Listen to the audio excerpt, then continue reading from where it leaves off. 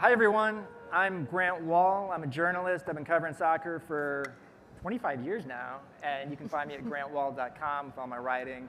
We have a really great group here today, and there's 5 of us, so we're really going to have to get the ball around moving. And we're going to be talking about a specific topic, which is the idea of Concacaf, our region, starting a women's club championship tournament.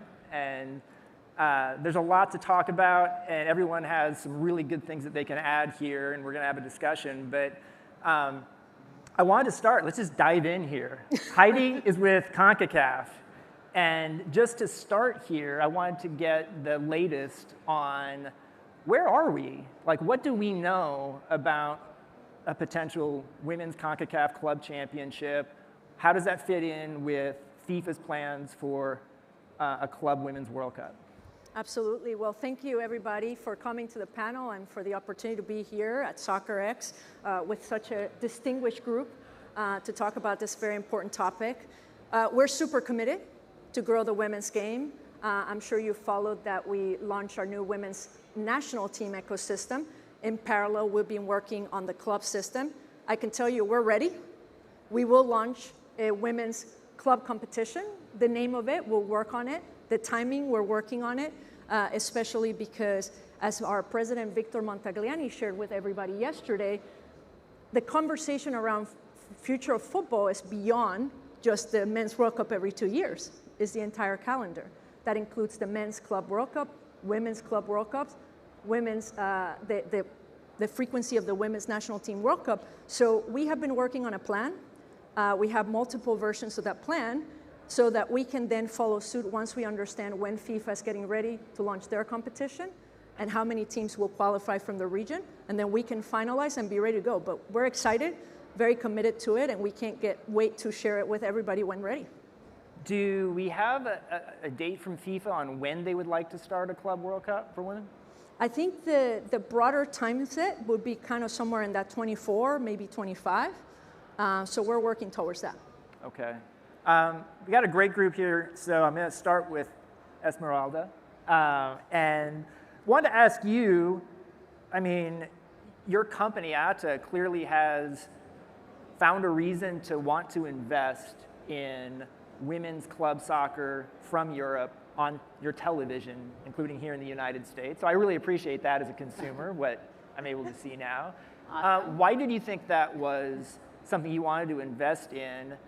And also, too, could you talk a little about how that's connected to the Women's Champions League in Europe and why they were able to get things moving into this new format this year so easily? Yeah. So I'll start just talking about, I think, Champions League in Europe. I think it's the longest standing club competition across any continental governing body. It was actually launched in 2001, has been in existence for a while, which is incredible. So I think just from a timing perspective, they have that advantage. And I think just when everybody thinks about, everyone's involved in soccer, a big fan here, when you think about Champions League on the men's side and how prestigious it is and how successful it's been, not only from a competitive standpoint, but also from a commercial standpoint, I think that existing infrastructure, that knowledge, and the fact that they boast the world's most iconic clubs and players, I think has certainly helped push the women's Champions League along as well and helped accelerate its growth. So in 2019, for the first time, you had the Women's Champions League final independently held in its own city in Budapest in front of a close to sold-out stadium, which was incredible. And then you saw also DAZN invest in a global media rights deal with Champions League when it was sold for the first time this season collectively, which is incredibly exciting. And I think for us at ATA, our mission is to build a global community around women's professional soccer, accelerate growth, and really unite and inspire the entire ecosystem. And I think we recognize, myself and Hannah, co-founder of ATA, we recognize this opportunity and the fact that these brands and clubs have these global audiences, and we felt like this could propel the women's game forward and hopefully lift everybody up at the same time. I'm going to ask this question to Ariana, but others might have opinions and want to come in as well. Like, you're a player, former player who has played in Europe. You have a very good idea of the way things work over there with women's soccer. And a lot of times we talk about how, oh, women's soccer should follow what the men's game has done in the last 100 years and replicate their formats and how they've approached things. And then we have other people saying, actually, no, that's not what we should do, that women's soccer is its own thing, and we don't have to do what the men's game does, or we shouldn't have to. Like, where do you stand on that? I definitely stand on we don't have to follow men. I've never been a follower, and I'm not going to start now. I think it goes into exactly what Esmeralda was talking about, though. The women's game is different. We play 11v11. We play on the same size field. I do not think we should change the size of the goals or the size of the field. But at the same time, we have an opportunity to start at the ground level a bit with women's football. We have a way to look at it as a startup. We can build it differently, and we can enjoy the game differently, which has already been proven. DAZN has invested a ton of money, as Esmeralda was saying, and women's football lives on OTT. The digital aspect of women's football is completely different from the men's game. And this is a starting point where we can see it's going in a different direction. There's been other studies showing that a lot of women's football fans follow the players. They don't necessarily follow the same ways that has been historically done in the men's game, where you find your club, this is the club you've grown up with, but rather you align your values with these players, which goes into a bunch of other stuff we're not going to go into today, of social values and impact and all this awesome stuff I'll share with all of you later. But absolutely, I mean, women, we like to do stuff differently and make a statement. So I think there's a huge, huge room for us to do stuff. Amanda's doing stuff differently with her new league. Heidi's going to do stuff differently with We Belong and the women's league here in Concacaf, and there's no reason to follow anyone.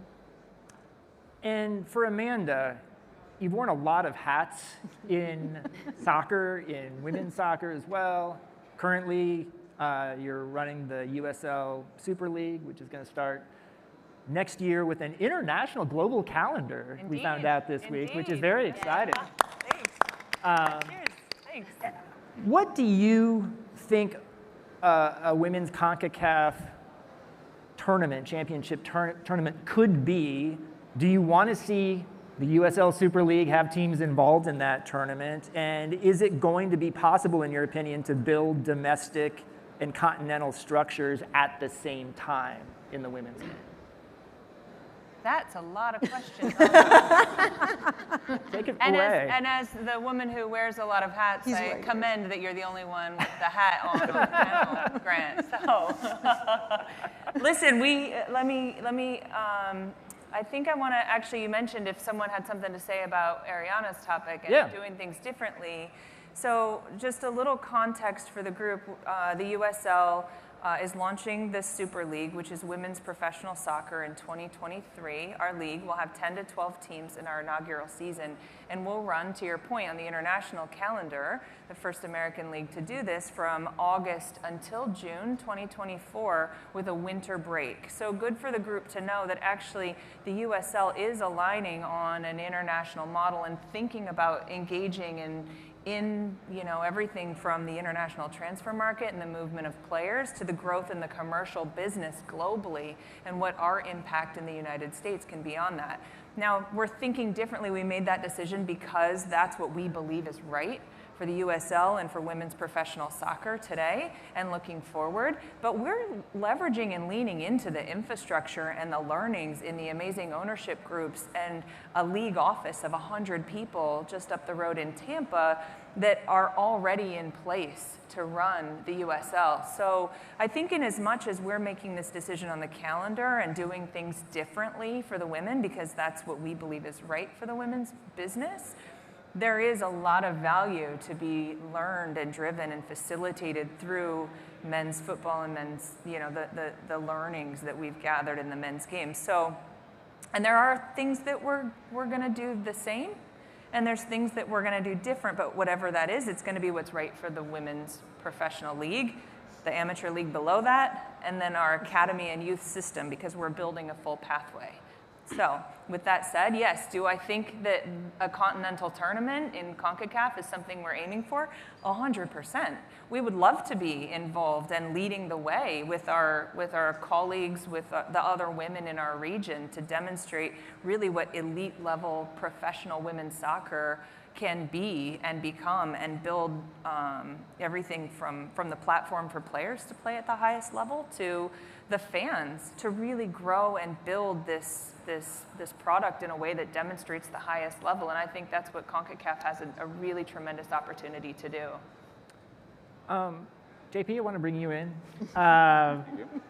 You have done a great job with the Women's Cup and bringing top European women's teams over to the United States to play against NWSL teams. Good response from crowds, good response from television. Fans like it, I like it. And can you explain a little bit about what you've learned in doing that and where you're going with it? Well, first of all, thanks for allowing me to be on this panel. And I'm incredibly honored to be here. And I guess what we've learned, so we come from the men's soccer space up until we got involved with the Women's Cup. And we were accustomed to an environment that is completely different. And when we got into the women's game, we realized that it's just an amazing, amazing sport. It's so real and it's so incredible, and it's so there's so much potential moving forward in the sense that there's a lot to be done, and we just love the space because the growth potential is there. It's limitless, but also because we think that there has to be an equality across the board with regards to how women's soccer is treated. And so what we did with the Women's Cup in the first year is that we went out and we treated the teams exactly as we treat the men's teams. So we flew all the ladies in business class from Europe, and we chartered a private jet to pick them up in New York and fly them into Louisville. And we booked them all in 5-star hotels, and we had the mayor and the governor of Kentucky greet them at the airport, and we shut down a whole wing of the airport so that there would be a marching band waiting, and it was a big thing. And the women from PSG and Bayern Munich, when they arrived, they just couldn't believe that this was happening, and the level of interest they garnered. And the truth of the matter is that whole experience of having women at the women's sport at the same level as men is, I think, what it has to be, and we strive towards that, and we're very excited to be a part of it and do our small job, but be a part of it. From my perspective, I always like working with people. I think you all fit this description of people who want to do cool stuff and find ways to do it, not to tell someone reasons why something cannot be done. I don't like those people as much. But you do have to be you have some challenges here with Concacaf as you're organizing this, and I know you've talked to stakeholders about this potential women's competition. What are you hearing from them, and how do you have a system in which, in the US, women's soccer has its multiple leagues of professionals, and in some Concacaf countries, leagues don't exist or there aren't professionals? Yeah, it's a great question. So, the biggest thing that we have to deal with at Concacaf is a lot of times when we talk about the women's game, they make it seem like we have nothing to worry about, right? Because we have the world champion US, we have the Olympic gold medalist in Canada, and then there's the NWSL, so we're good, we're done, right? There's nothing more to do.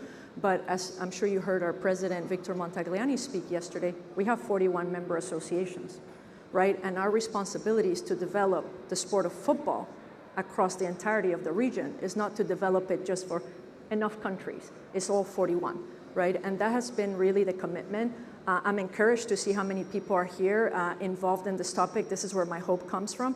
I see our entire Concacaf team here because all of this front row here is working on this, on growing the women's game. And I think the biggest thing that we have done collectively is not just talk to the stakeholders, but really benchmark, right? Benchmark where the game is at all levels, from youth all the way to club, also appetite for growth, infrastructure, and based on that, I'll throw some numbers in case there's other nerds in the crowd like myself. 41, 30 have invested in the club game.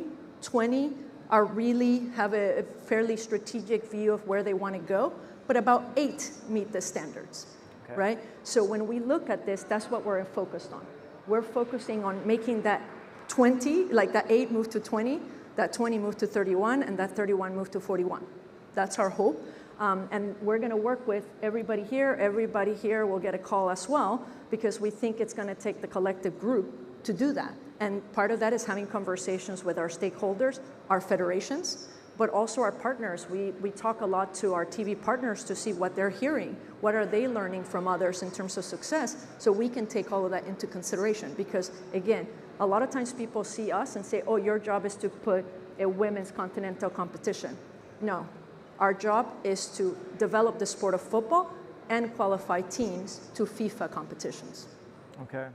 Do you know, are we more likely to see a sort of one-off tournament in like a specific month or 3 weeks, or are we more likely to see a UEFA-style group stage and longer tournament like that? Yeah, I mean, I think from our perspective, you'll see something that will be played every year, and we'll have some sort of continuity to it. The format and all of that, we have a great group of people working on that on a day-to-day basis, so I'm not going to steal their thunder. But I think the biggest thing is sustainability, right? Some of you who know me, I started my career at the WNBA, and I know 20 plus years later, I know what it takes for sustainability, and that's a different model, right? You had the NBA funding you. Our goal, if you look at our map, is not to be dependent on men's competitions to fund our women's ecosystem. We are building a plan to make sure that our women's ecosystem is fully sustainable and profitable, because again, we are not for profit, and everything that we generate gets invested in the development of the sport. I want to know each of your thoughts on this. What do you want to call this tournament? Do you want to call it Women's Concacaf Champions League? Do you want to call it something else? Go. Oh God, I actually have no idea. I think we could come up with something more unique, especially if it's a different format. I don't know what it's going to look like. Obviously, we don't know that yet. But I don't have a name. I'm sorry, Grant. I take a pass on this one. Amanda, you're up. I don't know. I didn't brainstorm names for this, but you know what? I'm sure you have an incredible team of people working on that, and I don't want to steal their thunder here. So, right. Like, They're all going to be invited to a happy hour focus group, and we're going to map out, and not only map out the name, but we're going to map out distribution and evolve the format with the great input from everybody here. I know Ariana has a thought about this, though. I don't have a name. I'm not going to put a name out there. I think it can be innovative, though, that's for sure, and it can be creative. And the other thing I want to say is we're so focused, though, on the highest level of the game, where I think it's really important what Heidi said, and even where Amanda went into it, that especially in the States, I feel like, and we talk about the professionalization of the game, one of the reasons the United States is a top team is because we have so many girls playing the game. And if we can get more girls playing in different countries and making that opportunity, the funnel, once it goes to the top, will get better. But I'd also like to see a Champions League for U16 and 15, and maybe not Champions League, but like you get to play and put Haiti in the league and put the Dominican in the league and put Panama and different countries that would never get to play against the US because they don't get those opportunities. But let's create a side league that gets more girls involved. Yeah.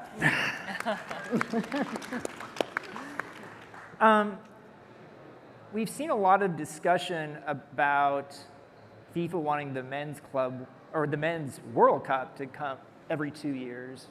At the same time, they're pushing having the women's World Cup every 2 years. And I have no idea what's going to happen with all of that. I don't know if maybe it's going to happen with the women's and not the men's. Or what, but how could that impact this potential tournament and the entire schedule? You wrote a new schedule. How do schedules work? Indeed. So the USL, we announced yesterday, and I think I mentioned this in the beginning, that our new calendar alignment, right? And for us, it was really important that we were respecting the international match schedule and that summer window, because for us there's a couple reasons. One, it allows the players to better manage their club and country commitments. You know, if you look at fans, it means that throughout the rest of the season, there's going to be a higher percentage of games when their clubs are at full strength, right? So missing less players throughout the calendar year. You know, and for our clubs themselves, there's a lot of commercial value in having the highest level elite soccer. Fans want to come, well, you're going to drive your commercial value up because the level of your product is high throughout a higher duration of the year. So for us in constructing our calendar, we were very well aware that some of these conversations are happening, you know, in what those summer months look like, and we wanted to make sure that we facilitated the players to be able to compete in them if they come to fruition. When there's a Concacaf regional competition for our players to participate in. Do you all support a Women's World Cup every 2 years? Do we what? Do you support the idea of a Women's World Cup every 2 years? You all work in the club game, right? Yeah. So. I mean, I think for me, I think the long-term sustainability, and like Ariana talked about, just providing opportunities for young girls and more women to continue to pursue a career in their sport and to develop. I think the national team, you know, model and the World Cup only you know, develops and helps a very small percentage of players. So to me, I've always been a big advocate of a Women's World Club Championship.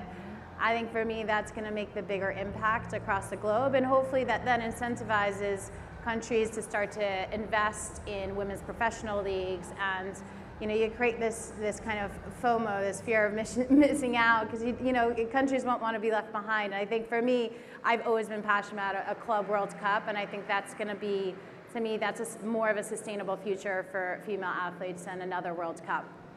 Yeah. Yeah, it makes sense. If I can build upon that real quickly. First of all, I don't know how you both did not start cracking up with that background music. Took everything we kind of did. together. But I think to build upon Esperanza's point, the professional game is really important. And I'm going to tell you kind of a little bit of a personal story. Obviously, I grew up in Puerto Rico. The sport wasn't widely distributed or available outside of very small pockets. So I gravitated also because of my height towards basketball. But you can tell, right, the mentality of the parents, right? There's no path forward, right? So my parents were like, we're going to indulge this until a certain level, right? Because there's no career, right? Your career is getting an education. So we see that a lot with a lot of athletes, across female athletes in particular, across a lot of different sports, where since it's not a career, then there's going to be a lot of noise to say, don't push it to that next level. And I saw that a lot with the WNBA players when they were able to play the first. And now you see these younger girls that grew up playing. Oh, I'm like, I grew up dreaming of playing in the WNBA, right? So that, I think, is why collectively for all of us is so important to develop the professional game, because that is a career, right? And we can talk to the young people and say, there's a career, and by the way, if you're not good enough, that's okay. There's other opportunities within the sport. You can be in production, TV production, you can be in coaching, you can be in refereeing, you can be the person in the VAR room, and that's what we want to do, is we want to strengthen the whole ecosystem so that it continues to be seen as a business and a career path for girls on and off the field. Yeah, that's great. And JP, I'm curious to know about sort of, you host, and there's another couple of tournaments out there, like the Women's ICC, where some of the top women's club teams in the world are being brought together and competing against each other. How is that viewed by, I don't know, FIFA? Like have they sought any of, tried to learn anything from you and what your experience has taught you?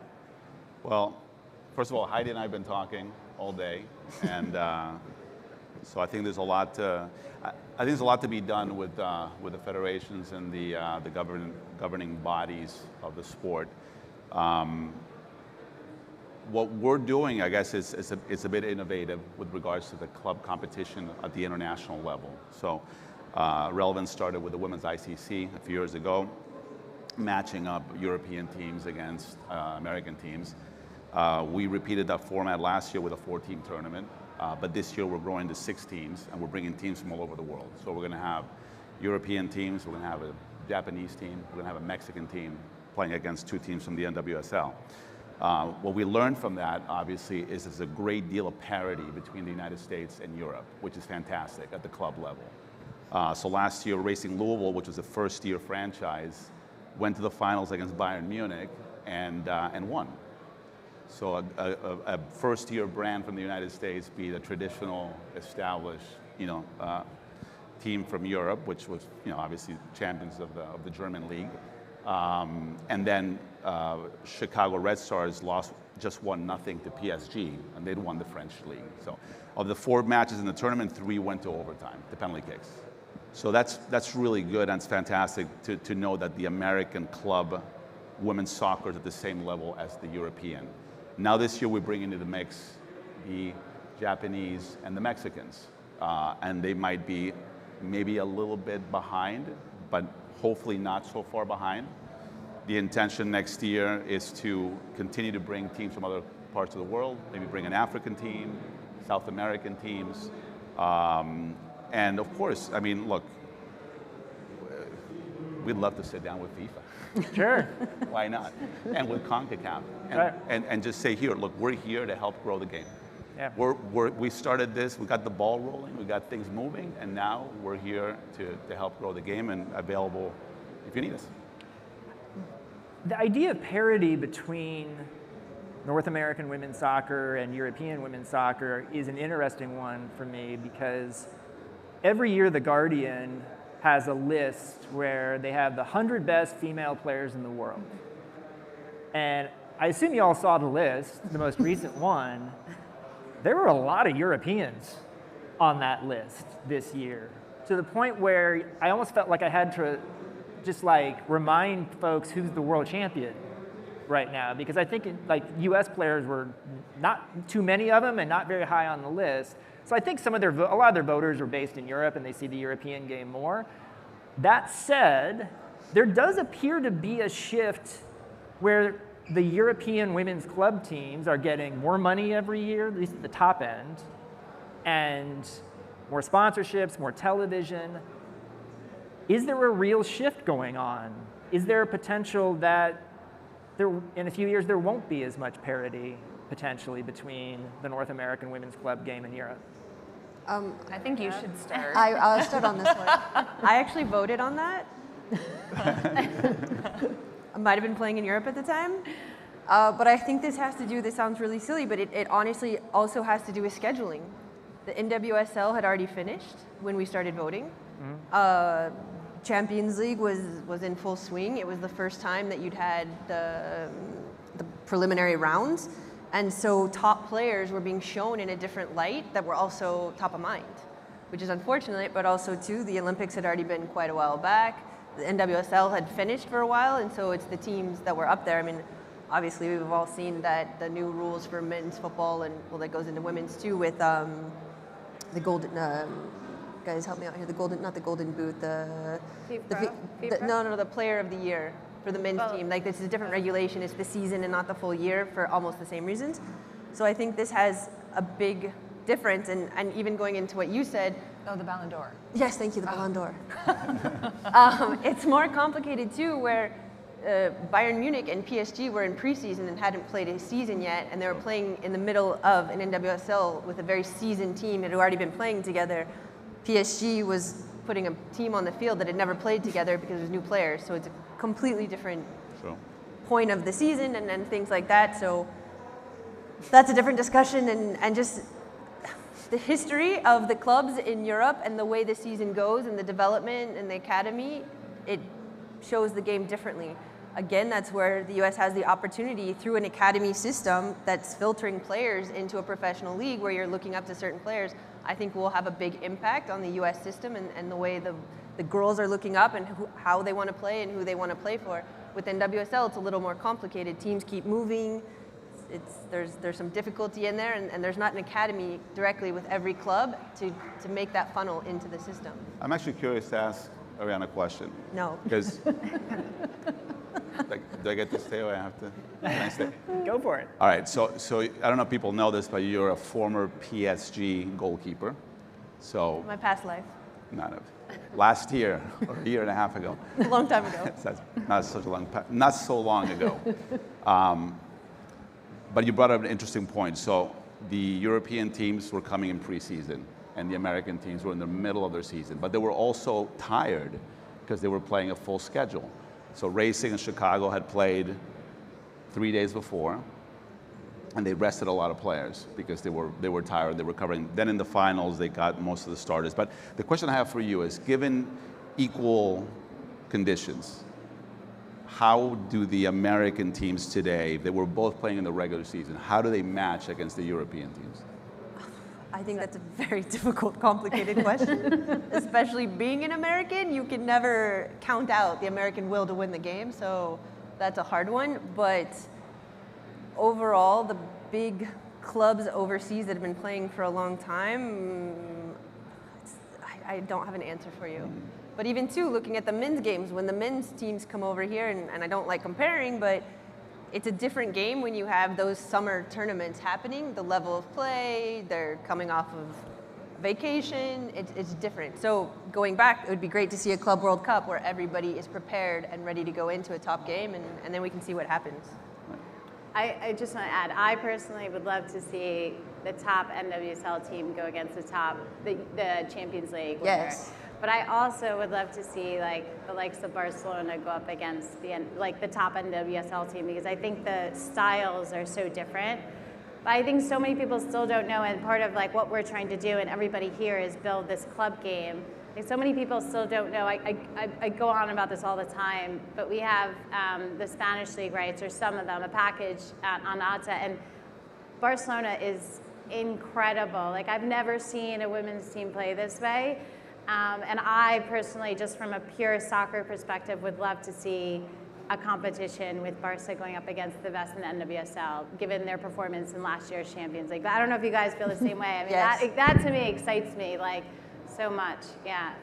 I was literally in Yeah. Barcelona last week to report a story I'm writing on the women's team. It's Yeah. going to come out ahead of this Champions League second leg, their quarterfinal against Real Madrid, and they sold out the Camp Nou, 85,000 tickets. people, yeah. Very quickly they sold all those tickets. Yeah. And I don't want to give away my whole story here, but like talking to the Barcelona players themselves, they are really fired up about the opportunity for this to be a culture-changing moment in Spain, Yeah. and potentially out beyond, when you see that many people in this cathedral of the sport for a women's club game. And they've had some good crowds in Spain club over the years. Like Atletico Madrid had a really good one a couple years ago against Barcelona. Yep. But when you combine that with the way Barcelona is playing, and they're so much fun to watch, and they're, like, it's crazy if you look at, they've won every game this year in every competition. Yeah. Their goals for is like 170, and I think they've conceded 10? Six in the league. God. They did concede a couple in Champions League, but like Arsenal is leading the league in England, and they just stomped Arsenal in the group stage twice. Yeah. Like, do you all see this game, this crowd, as a potential culture changer for the sport? I mean, I think so. I think some of the, and then the challenge for the NWSL will be like some of the top players, I'd imagine, like these top U.S. women's national team players and such, will want to play in these environments, will want to compete in Champions League, will want to wear a Barca shirt, will want to wear a PSG shirt. And I think that's exciting. I do think that's really great for the game overall, but I do think there could be a shift there. I think the NWSL will still be incredibly strong because we have so many players, so many high-level players here in the U.S. But it could be a cultural shift where it could propel the European game even further ahead, and I think it's exciting. And for these women to have the opportunity to play in front of sold-out crowds like that, I mean, that's not happening regularly as much as we'd want it to happen. So, I mean, I don't know. I'm incredibly excited to see that match. Yeah. Can I talk a little bit, before I was here in this role, I was working in Europe. I was in Amsterdam, and I was the chief women's football officer at FIFPro. So that's the Global Players Union. So I was representing the women around the world. And I think when we talk about culture shift, and we even talk about players, I think we have to kind of take a step back and look at the evolution of what's gotten us here. I think there's a couple big forces at play. One is the this culture shift towards gender equity around the world, and as a result of some laws changing in countries like Italy and countries like Colombia and countries around the world, we're starting to actually see the opportunity for women to compete as professionals. That was not available to women previously in many countries around the world. And with the professionalization of the industry has come this whole wave of women and girls looking up to women who now believe they can ultimately be professional athletes. But we're just starting to see that happen. So is this, you know, game a potential culture shift? Yes, but it's part of a bigger narrative, I think, of how the world is shifting from, you know, non-inclusive to, you know, gender equity, and the law is changing to enable that. So that's one thing. And in soccer specifically, if we start to look at, when we talk about the players, 2018 is the first year that FIFA tracked women's movement in the TMS, the transfer system. 2018. So we don't actually know if players, how many players were transferring, what the fees were related to player transfers before that time. That was only a few years ago. In 2020, end of 2020 is the first time FIFA's enacted any regulations in the RSTPs, the regulation on the status and transfer of players, directly related to women, and that was the pregnancy and maternity policy that was recently implemented into FIFA's regulations that my team at FIFPro was a part of, working with FIFA and UEFA and various other stakeholders to get done and implemented. So we're starting to see, and like these trends, whether you're tracking players, there are regulations specifically for women, and now we're starting to see transfer fees for women topping $250,000, 300,000 US dollars for player movement around the world. So if you look at all of these indicators of where the game, you know, a little bit of these bigger indicators of where the game is growing, I can, you know, confidently say that the growth of the game is on a trajectory that we've never seen before. And it's a result, and so the 85,000 people at this game, I think is, I think that's an indicator of where we're headed. You know, it may not be the thing that causes the culture change to happen, but it's part of the culture. You could say the same thing about what's happening in Mexico at Tigres and the fan bases that they're building there. You could say the same thing across the FAWSL in England, and you know, the sellout crowds that they're having in Wembley, and across any of the Euros coming up this summer, which will be tremendous. And so this growth path, I think, speaks to what you were saying about the list of women and how there are more than Americans on this list now, and why stadiums are getting filled now, because there is this focus and there's a real intense fan interest in professional elite women's soccer at the top level. I do realize, go ahead. I'm gonna jump in here too though, and I think there's something that we have to remember. This isn't the first time that we've had this big of a crowd. We've had this big of a crowd in the United States in 1999 when the women won the World Cup at the Rose Bowl.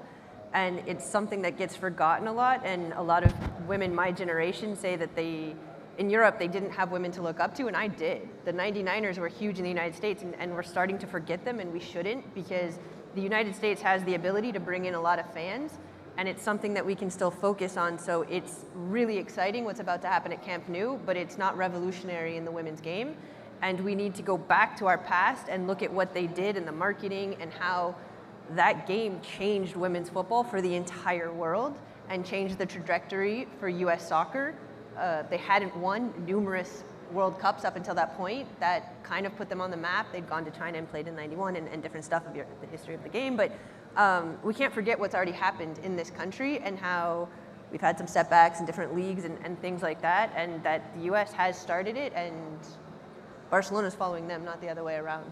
It's fascinating to me, though, that Barcelona only became professionalized in 2015, I just learned. Mm-hmm. Look where they are now.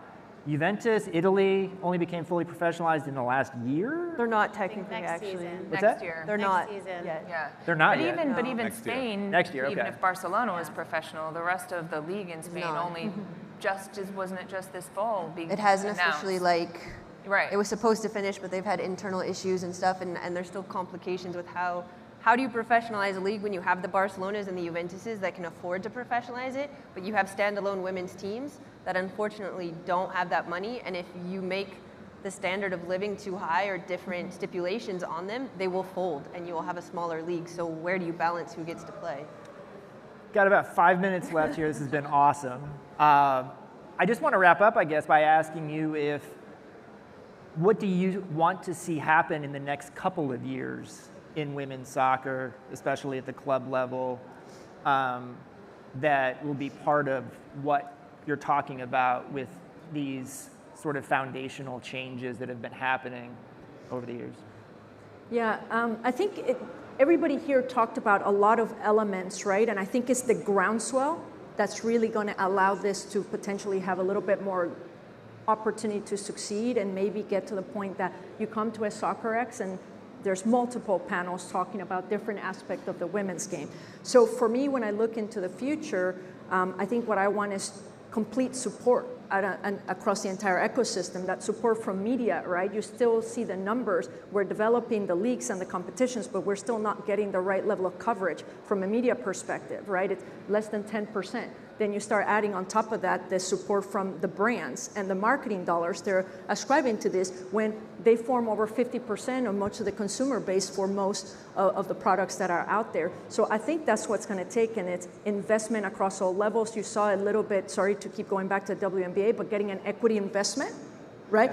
All of a sudden now you're seeing that kind of activity.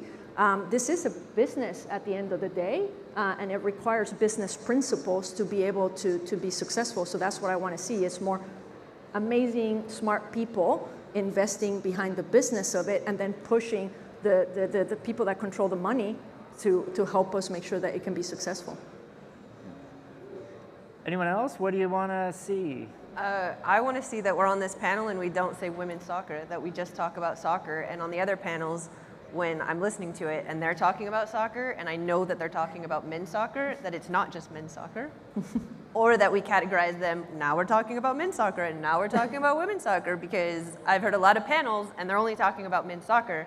And so when they start talking about investment or where they want their game to go, I want them to be acquiring standalone women's teams, standalone men's teams, putting them whichever way it goes, but develop the game as a game with men and women just doing it together rather than us just get one panel to speak about the women's game and all the other panels are assumed to be about the men's game. Yeah.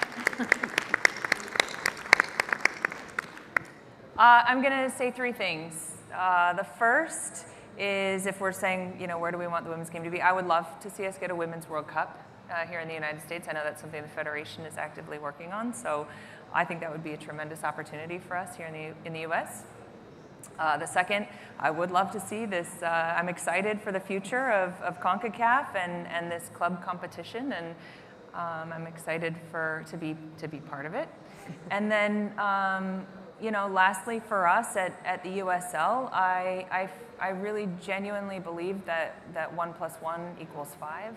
I think that adding women's professional soccer and the entire pathway to develop elite level players here in the United States is something that, I know it's something that we're committed to, and I believe that it's something that this country needs and will benefit from. And I'm excited not only for the pathway for the players, but for the opportunity for fans.